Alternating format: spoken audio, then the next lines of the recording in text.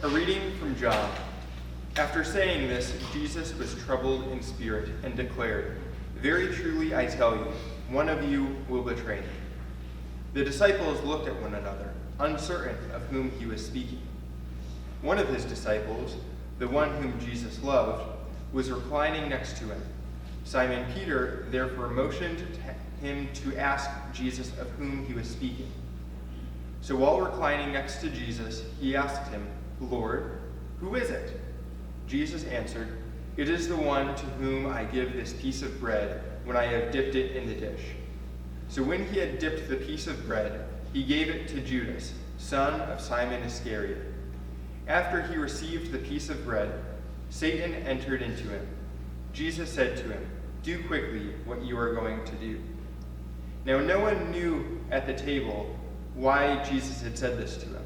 Some thought, because Judas had the common purse, Jesus was telling him, "Buy what we need for the festival," or that he should give something to the poor. So, after receiving the piece of bread, he immediately went out, and it was night. When he had gone out, Jesus said, "Now the Son of Man has been glorified, and God has been glorified in him. If God has been glorified in him, God will also glorify him in himself, and will glorify him at once." This is the word of the Lord. Thanks be to God.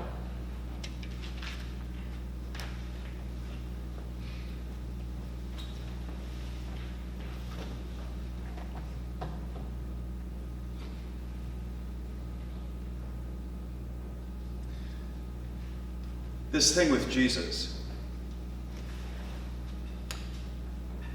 it isn't going anywhere.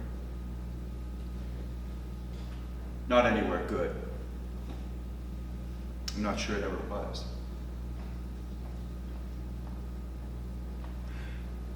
It started out strong, early days filled with optimism. Galilee. It's a place for creativity, kind of out of view and underrated. A place where one could get together and share ideas. And Jesus, he could attract a crowd. So when he offered me a place in his circle, well, maybe I was a believer. Maybe I recognized a good thing. It was good to be with him, especially when the wealthy women got on board.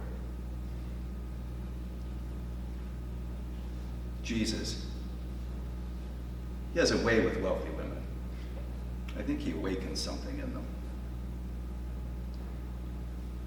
And it didn't hurt anyone to skim a little. Nobody noticed. There were always people coming and going, and lots of questionable characters. They provided some cover. Jesus had a way with them as well.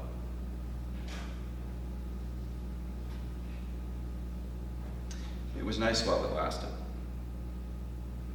But now this whole fantasy is coming to an end.